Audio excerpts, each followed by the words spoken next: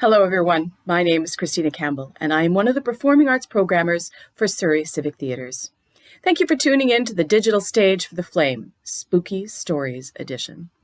What is The Flame? The Flame is a fiery grassroots storytelling series where real people share their personal, true stories. The storytellers must follow 3 rules. Stories must be true, stories must be about you, the storyteller, and stories must be told in a few, 8 minutes or less.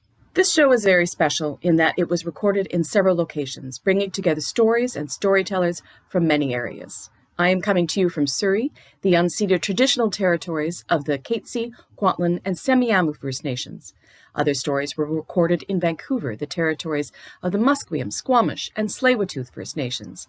And still others are coming to you from Inklakatma and Sayilks, Okanagan territories of Peachland, the traditional unceded territory of the Sinayaks, Tunaha, and Okanagan nations of Nelson.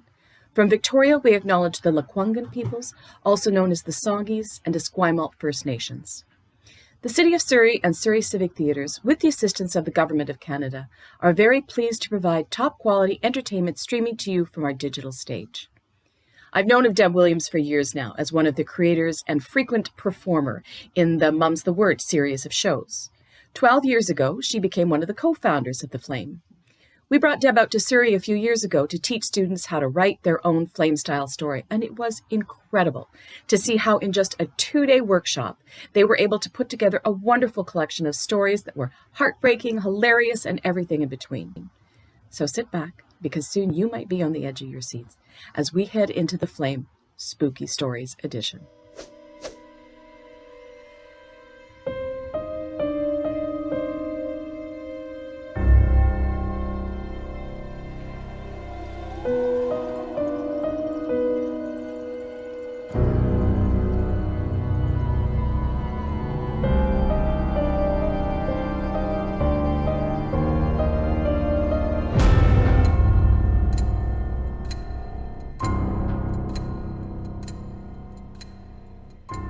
I can tell it's fall because I have my corduroy mask out. Welcome, everyone, to the Surrey Arts Centre Flame, the Autumn is Scary edition. I'm your host, Deb Williams, and this is the first online Flame. Welcome. It's the beginning of our 12th season, and we usually have live performers in front of a boisterous audience. The pandemic has made that impossible, but it hasn't stopped storytelling. So I'm here this evening at the beautiful historic Stewart Farm, where I'll be introducing our storytellers. Man, it smells terrific. We have 6 brave storytellers who have recorded their own experiences just for you at this chilly, shivery, Halloweeny part of the season.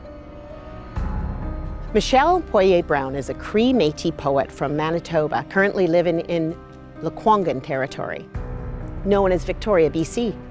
A longtime social activist and retired federal treaty negotiator, she's now a full-time award-winning writer and novice birdwatcher. She says if she was a sign of autumn, she would be that extra hour of sleep we get when we fall back to standard time, because who doesn't love an extra hour of sleep?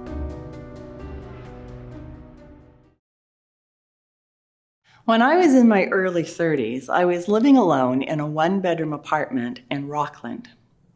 Rockland is the area of Victoria that's best known for Government House and Craigdarroch Castle, which is an actual castle.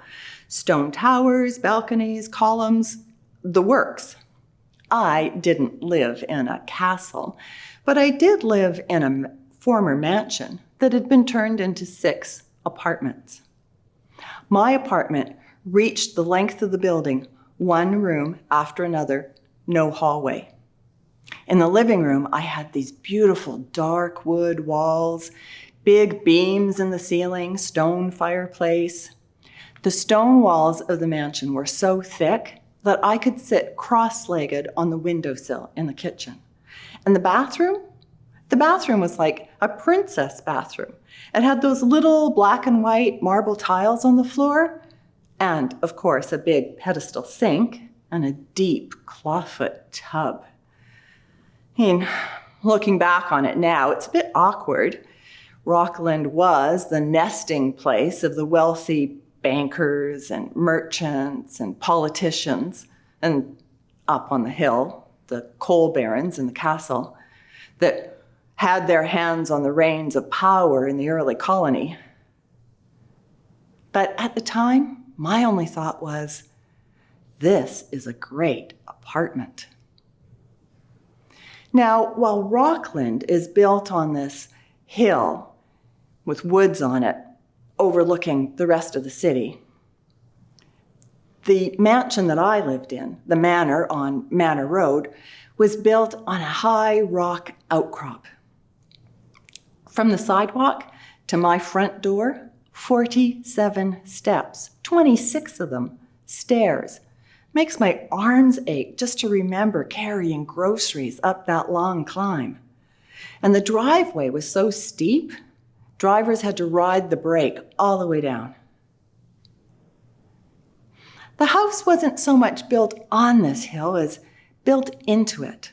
My apartment was on the main floor, and on my side of the big stone balcony, it was a drop of about 14 feet down the rock face to the fern garden. But on the side of the balcony, close to the house, the drop was only maybe 10 feet. Back in the kitchen, the dirt was just a few feet below the window.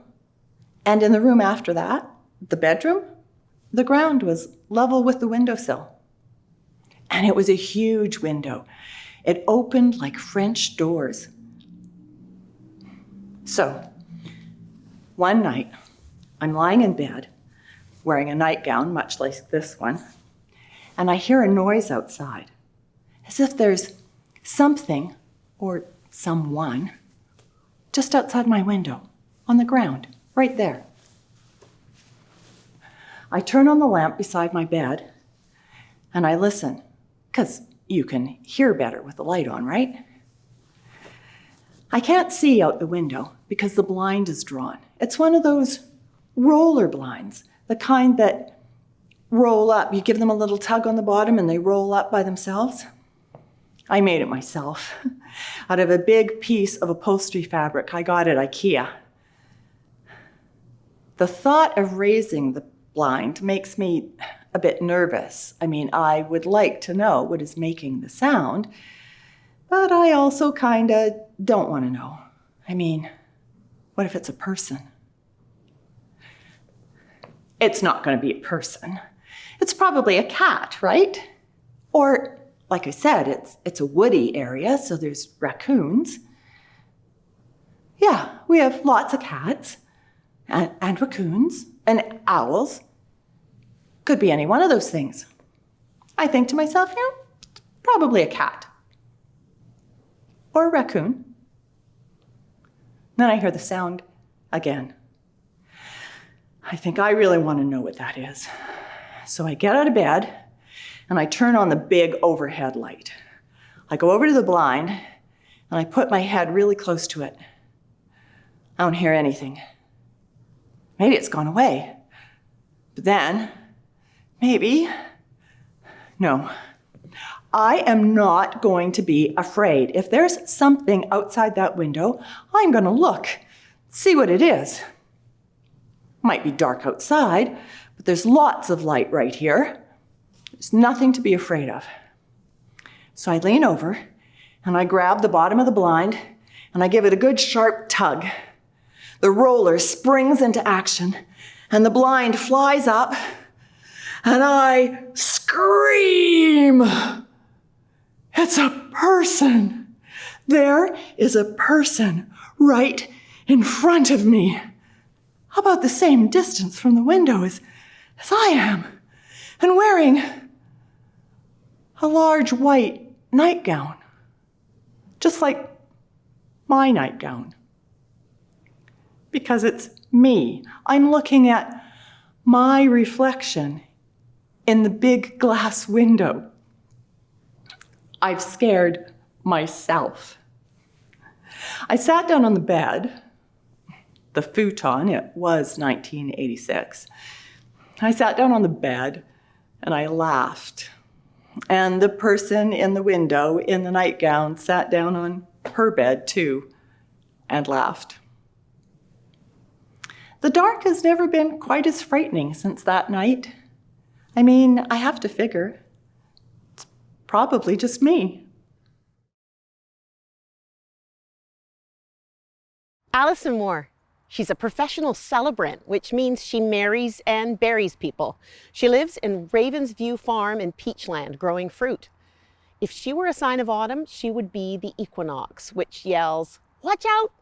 Fall is on its way!"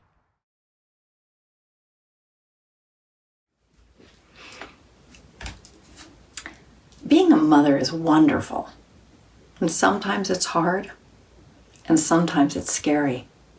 My daughter Haley is a highly sensitive, empathetic person, and as a result is quite vulnerable. Some call her charismatic because when she walks into a room, she attracts all kinds of attention, most of it unwelcome. She's told me upon occasion that she's had really interesting, what can only be described as paranormal experiences. And recently a psychic told her, "You're like a hotel, and all the rooms are occupied." 8 years ago, Haley moved into an apartment in a 1912 era building in Hollywood, and she loves it. The high ceilings, the original Murphy bed. But deeply disturbing events have befallen the tenants over the years. She called one night to say her neighbor down the aisle, the hallway, had been found dead due to an overdose. Her best friend upstairs was evicted, and Haley inherited her old cat. And then last year, a young man was up on the roof and fell through the skylight to the floor below. Haley has also said that she thinks that there's some evil lurking in the building, and sometimes late at night when all's quiet, she'll light her smudge stick and she'll walk through the hallways, hoping that the smoke will purify the energy and protect the tenants. Family and friends have encouraged her to move forever. And she said, "I feel a pull to stay here. And besides, the rent is so affordable." But then COVID came, and she was home 24/7. Instead of racing around the city to one job and another, she was home alone with her cat, with time to look, to listen, and to pay attention.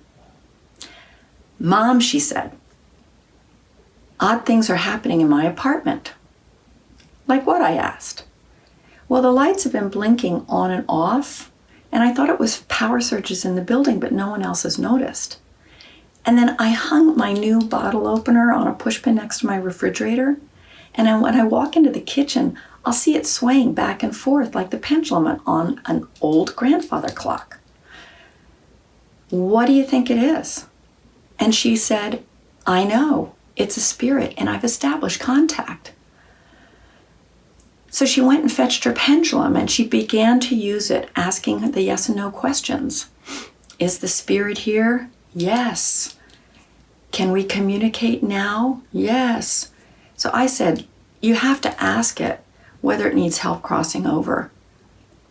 And the pendulum swayed back and forth. "Indeed, yes." And then Haley said, "Am I the one to help you?" And the pendulum stopped dead. Clearly, this is a domain my daughter is ill-equipped to enter, and the spirit knew it. But as it happens, I know a death walker. So I called my good friend and fellow death doula, Sally, who's an experienced shaman, practiced in releasing souls from this earthly plane. I told her all about my daughter's newly discovered roommate and asked if she could help. And fortunately, she said yes. Sally began to work with Haley remotely to set up a ritual to release the spirit. And then Haley mentioned that the spirit had revealed that she was not alone, that there were other souls in the building. So this prompted Sally to enlist the assistance of another shaman to help in this release of multiple souls. And when they investigated, they learned there were indeed 13 souls, and that they had likely died during a previous pandemic, the 1919 influenza epidemic when it hit Los Angeles. So as they prepared to release the souls, the spirits got very impatient. She said to Haley, "They've been here for a century. they can wait a little longer. And then Haley mentioned the dark energy that pervaded the building. And when the shamans looked into that, they indeed found it and said, we have to clear this before we do anything else. So the spirits had to wait even longer. During this time, Sally had instructed Haley to find a place in her apartment where she could light a candle. Because when lit, the candle would signal to the souls that the time for release was near. So Haley cleared off a desktop, used her smudge stick again to cleanse the energy, and placed a candle in the center. The ritual took place at noon on a Sunday, but it was several weeks before Haley was willing to share the experience. She said, as I sat in front of the lighted candle, I felt the atmosphere in my apartment grow denser and the light brighter. And I asked Sally, what's going on? And Sally said, all 13 souls are gathered in your apartment and they're waiting to cross over. I could feel the love and the light in the air. I could feel their gratitude for this opportunity to finally be released. The spirit waited until all the other souls crossed over before she left. But she instructed Sally to tell Haley, the moment you moved in, I knew you were the one. Haley, upon reflection, told me later, the spirit was really powerful.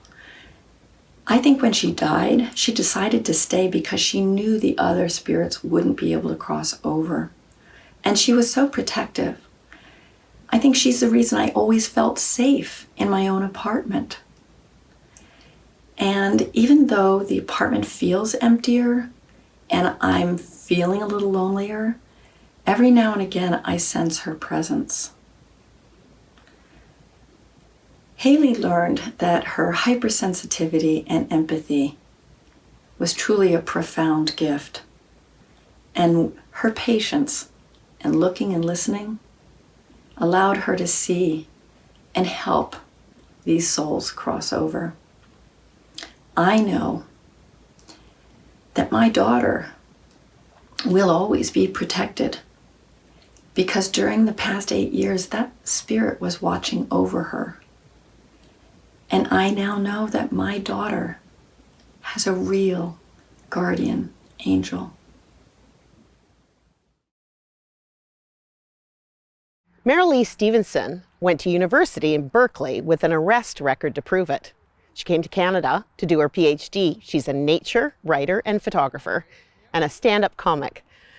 If she were a sign of fall, she'd be the scent of autumn with the sound of leaves as they twist in the wind. Sad signs, but it lets us know the world is still turning and the seasons will come and go. You know, Halloween is an interesting time. And if you're my age, if you're an older person, one of the few advantages of age is that you got a lot of Halloweens you can think about and you can remember. And for me, I just turned back to when I was 7 and what was Halloween. I in fact wrote to my brother and sister and said, what Halloweens do you remember? And so I wanted to talk about those. I was 7 years old. We lived in Orlando, Florida, and this was not the Florida of Disney World. This was Florida where our streets, for instance, were not paved, where we lived in a little 3-room house that my father had built. It was a block that had 4 other houses, a lot of kids. But for instance, there was a converted garage that a widow woman and her kids lived with. There were the Dunns, and Charlie and Jimmy, their kids, and the Dunns raised pigs. Just a couple of pigs, big pigs. They raised those, and each year they slaughtered them. And they had this big iron pot where they would boil the water and stick them in there and take their bristles off or something. And the pigs had what you call a pig wallow, because it was usually pretty dry, and it was carved out by the pigs, kind of dusty. with the cut off top of a pickup truck on it to give them shade. You could even play in that. It was nice. It was dusty. The pigs are actually quite clean. And the man behind us, in the block behind us, he occasionally would shoot a deer. And he'd bring that deer and string it up, and he would gut it, and he'd do all this. And we'd watch him in fascination, of course. So it was a pretty kind of basic and fun kind of life. And once a year, of course, you get Halloween. And we were always saying, okay, what are we going to have for costumes? We want to have costumes because it's not like now you'd go to Walmart, say, and get all these kind of costumes. And we couldn't have afforded it then anyway. And only other sort of costume kind of thing we had was cowboys and Indians, but we played that every day. There's nothing special. And so there would always happen that about 3 hours before it got dark on Halloween, we'd say to Mama, okay, we want to be ghosts. We want to be ghosts. It's easy because as modest as our circumstances were, you could always find a torn sheet, and she could always do a little bit of sewing with it, and then we would become ghosts. And we go out. I should say also, though, we were ghosts, me, Charlie, Jimmy, Danny, my brother, me, we were ghosts. But my sister, who was a bit older, she was actually an early princess in more ways than one. And she had made herself a nice little skirt and a top, a princess top. She made it out of crepe paper. You know what that is? It's kind of stretchy and colorful, and it just fit right around. So we go out, and we've got our little bag, kind of a mesh bag, because it's Florida after all, and that's what oranges are kept in, even are today. And we go from house to house. But they would give us, that candy corn stuff. It looks kind of like somebody tore out your tooth, only it was bleeding. And they had that. They had that. Nobody's worried about allergies or GMO or anything. They just had this stuff. And we would take it, and we'd be glad. We'd trick or treat. But I know that stuff was revolting then. It's revolting now. But we were glad. We had fun. We're going along, and suddenly comes this absolute Florida storm. Lightning, rain, and as I say, the streets weren't paved. It was just this much sand. And the car, the old beat up car that Mama was following along, it gets stuck in this, right? And so she said, kid, push, push. So then there's my mother in this beat up old Plymouth, 2-door, and 5 little ghosts behind pushing, and 1 princess. We were kind of laughing as we pushed. My sister was not laughing because when the rain came, the crepe paper, which she'd had over a t-shirt, mind you, just disintegrated. But somehow we got out. We carried on. So, that comes back with a kind of fun, friendly thing. But then I kept thinking, what about today? What about today? Because I was watching a demonstration not long ago on TV for a very famous judge who had died. And there were people, it wasn't a demonstration, it was a memorial thing. They came to the courthouse, and there were little kids, 7 or 8, and they had costumes, but they had on not white or anything like, they had on black robes. And the black robes had a white collar. And I knew who they were. I knew who their role model was as a very famous judge who had fought for human rights, for LGBT rights, for environmental rights. And I thought, well, me, who I am today, who would I have been there? Because in my own small way, I'm interested in work a little bit on human justice things, on human rights, on LGBT, on environment, there's all that. So if I'm then wearing my role model Halloween costume, I know now what it would be if it was today's merely as a 7-year-old today. I would be a judge. I would be a famous judge. I would have t-shirts with me on it. I would have tote bags with me on it. I would have people paying attention to what I said. So I know now who Mary would be. I would be in a black robe. I would have a white collar. I would have big glasses. And I would be Ruth Bader Ginsburg. I would be the notorious RBG. Thanks. Sarvan Ismaili, born in Tehran, the city of literature and delicious stew. Her name means tall as a cedar tree, but she's 5'3". And if she was a sign of autumn, she'd be leaves falling, rustling, and changing color, letting the wind take her to the unknown. My dad is the softest man I've ever seen. I mean, he's a Taurus, you know, not a type to put up a big show, and he's calm and he's not scared of anything. He's 5'9", taller than me, skinny but very fit, and he's a really cool dad. He's a type who wears a gap cap to hide his baldness. He has a smiley face, kind heart, kind of quiet and awkward in the crowd, but at home, he's a talker. One day we were just binge watching Netflix, and I always pictured him wanting to watch Titanic or The Curious Case of Benjamin Button. But no, he likes movies like Hacksaw Ridge, Fury, and Gladiator, which is so odd to me because he hates war and violence and everything. And then we're watching it, and then he goes, "You know, I've done everything that they're doing." And I'm like, what? I went to a military school. Okay. And then I realized that he's serious. He went to a military school in Tehran, Iran. And he tells me that the campus is massive. It's like a city within a city. And one day, he wakes up at 3 a.m. to take a shower, and he walks for miles to get to the end of the building. And they have this like one public shower, which has like 40 stalls next to each other. And before entering the stalls, there's a gate where they have to sign in. "Morning, sir," says the guard.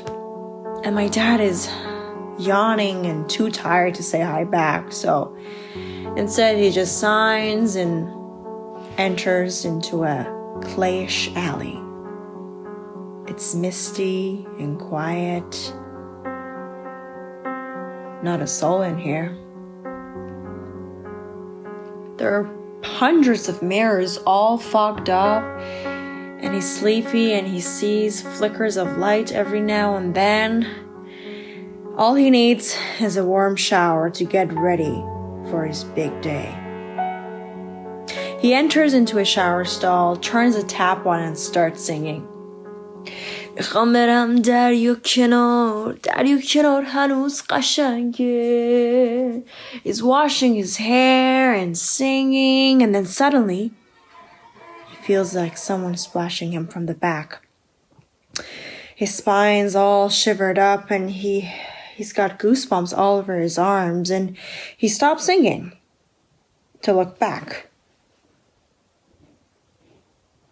And he sees nothing. And then he continues and singing and washing his hair again. And then the same thing happens again, but even with more splash, just pushing him down, and his heart beats faster and faster, and he just looks back. And he sees someone. "Komak! Help!" He's just yelling and screaming until he sees that he doesn't have legs. He has hooves like goat hooves. And then he sees he has a black tail wiggling from left to right. It's a genie. Okay, so I need to update you on this. Genies, like in Aladdin, they're not supernatural, they're real. So in Quran it says that angels are made from light, humans are made from clay, and genes are made from smokeless fire. My dad is just running and screaming until he gets to the guard, and he says, Sir, you need to help. There's someone, there's a creature, I think it's a gene." And then the guard is smiling at my dad and stands up to talk to my dad. And as he's standing up, my dad notices his chest to bottom. He has hooves. He has the goat hooves too. My dad just runs and screams and never returns to that shower ever again. Nobody goes to that shower ever again. Sarvin, always say salam, hi, back. Always say salam back. Okay, Dad?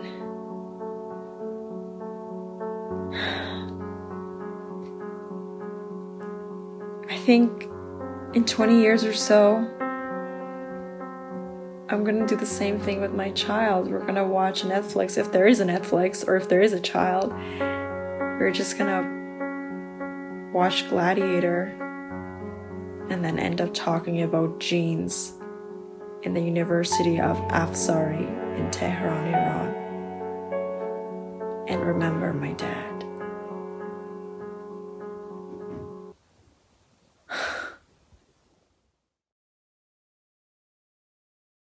Mike Funergy has been to over 60 countries in all 7 continents. He's collected folk tales and mythology from around the world. If he were a sign of autumn, he would be the first snow on top of a mountain. Everyone gets excited about that. Her name was Kimberly, and she was the most beautiful girl I'd ever seen. But when I tried to speak to her, I just blushed like a shy high school teen. She was working at the animal shelter, training to be a vet, and I knew I had to see her again, so I kept pretending to shop for a pet. I built up the courage to speak to her. I planned out everything that I would say. But when I opened my mouth to speak, there was a long and awkward delay. But she seemed to find it funny and understood what I had planned, and pulled out a big black marker and wrote her number on my hand. I nervously picked her up at 7 on a cold October winter's night, but when she answered with that warm smile, I knew the evening would be all right. We went out to a restaurant just down along the street, chatting so quickly back and forth, we almost forgot to eat. She told me of her dreams to care for animals of all kinds, and not just cats and dogs and birds, but skunks and porcupines. We stayed until the restaurant closed, then went out for a drink. Oh, where did all the hours go? It went by faster than a blink. And walking in the darkness, heading towards her place, we started taking baby steps, both trying to slow our pace. I could speak all night to her, it's obvious that we click. But tomorrow's a long day of work, and I have to get up at 6. We came to a stop outside her place beneath a brick archway, and for the first time in all the evening, we paused with nothing to say. And in that moment of silence, I felt nothing else but bliss. So I courageously leaned into her, and we shared our very first kiss. I strutted off from her place, I was feeling really rad, and pulled out my phone to send her a text, saying what a great time I'd had.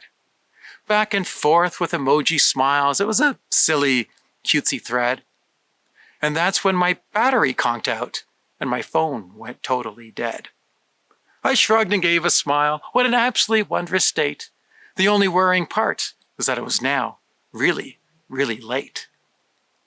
Now the quickest way to get home was through a big wide park, even though it had no lighting and was very, very dark. I bundled up my jacket. I could feel the cold night chill and started tiptoeing carefully down the steep and slopey hill.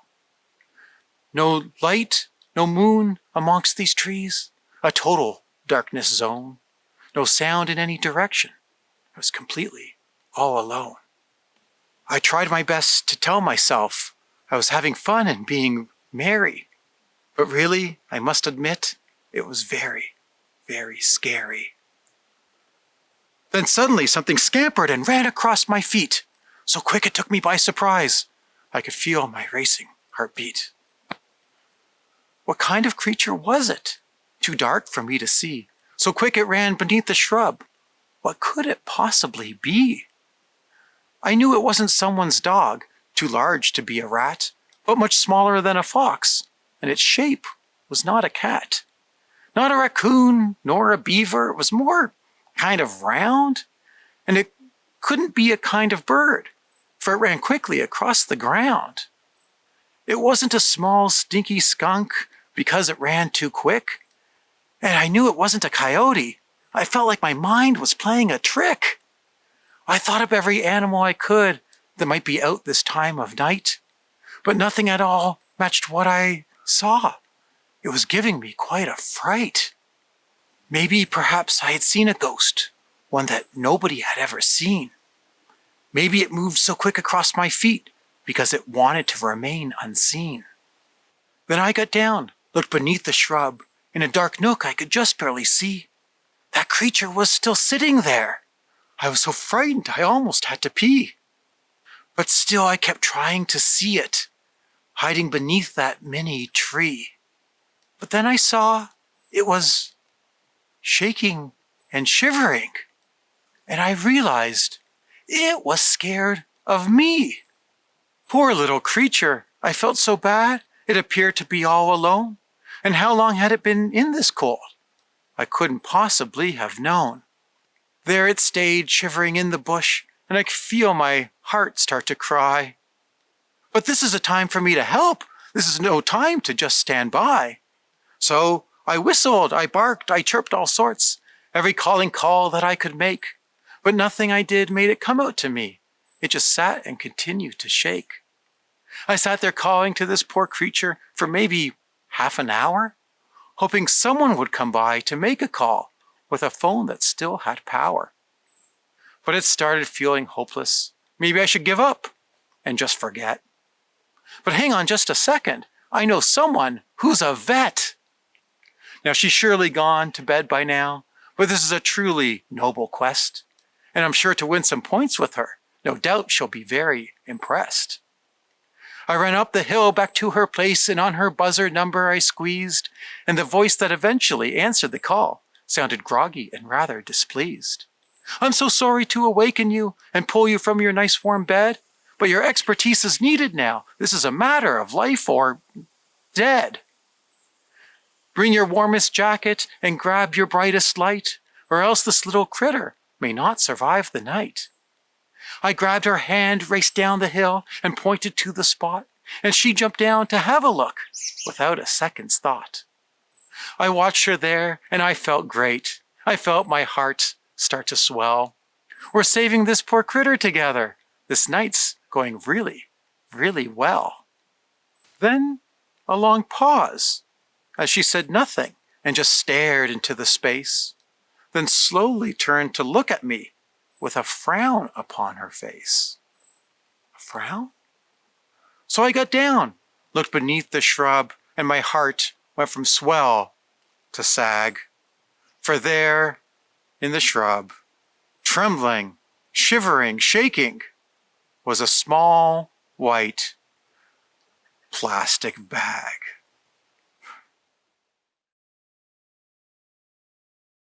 Munish Sharma is an actor, writer, and dancer, working on his second play, Dance Boy. He used to be a big Bollywood fan growing up.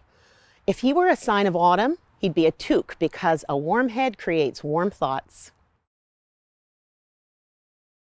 Free candy. Like most kids, I love Halloween. I mean, free candy? Who doesn't love free candy? For Halloween, I've gone as a clown,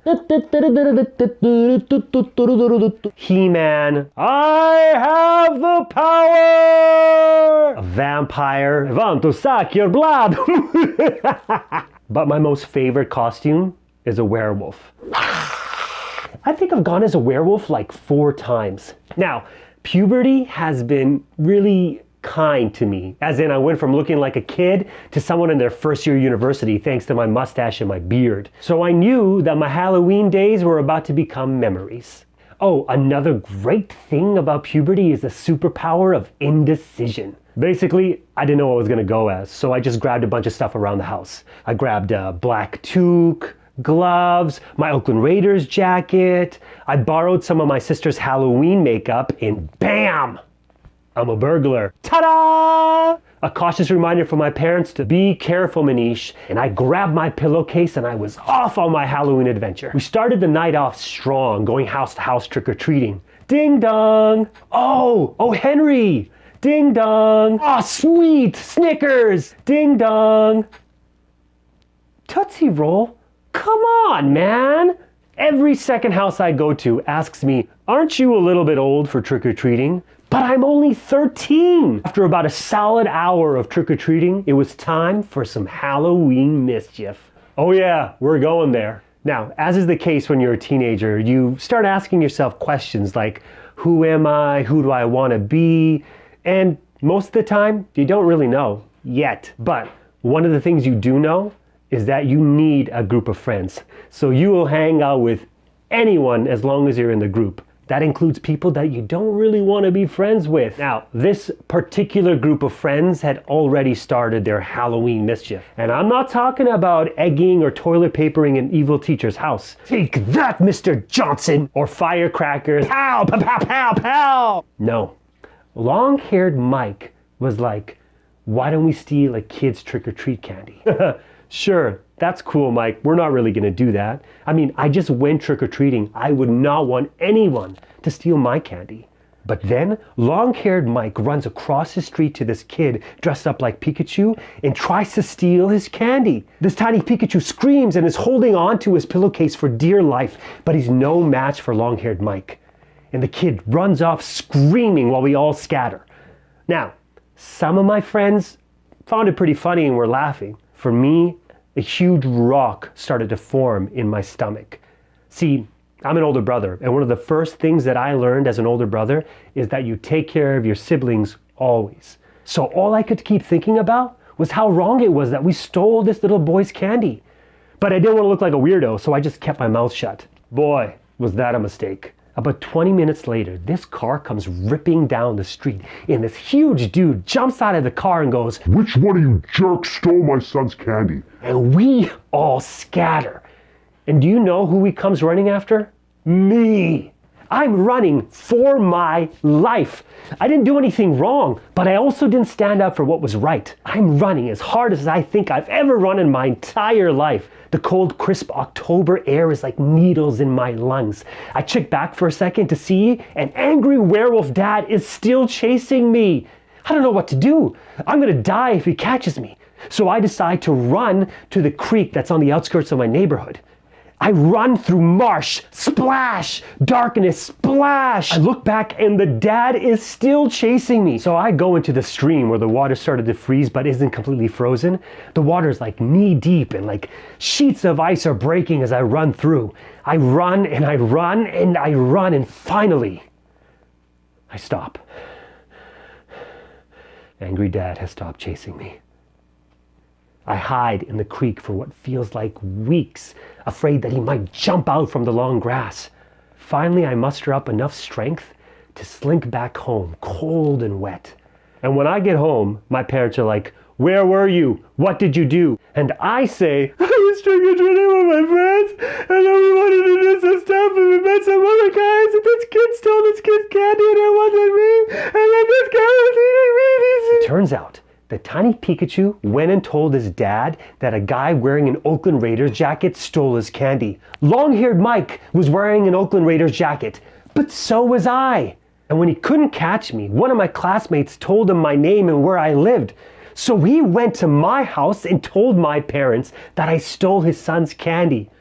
When I got home, my parents were pissed. Thankfully, they believed me and told me to stop hanging out with those boys and then sent me to my room and grounded me for like 2 months. The next day, Pikachu's dad came to school and long-haired Mike had to return the candy. And I never went trick-or-treating again. Well, my friends kept going until they were like 17. I learned a lot of valuable lessons that Halloween. The first thing that I learned was that your friends are a reflection of who you are. So choose your friends wisely. The second thing I learned is that if you see someone doing something wrong and you don't say anything, then you're just as bad as the person doing the wrong thing. And finally, you should never, and I mean never, steal. especially someone's Halloween candy. And if you don't think so, Then I will find you. I will rise like a phoenix out of the ashes, and I will drag you back into the darkness of hell. or just be a kind and caring person and make Halloween fun and enjoyable for everyone.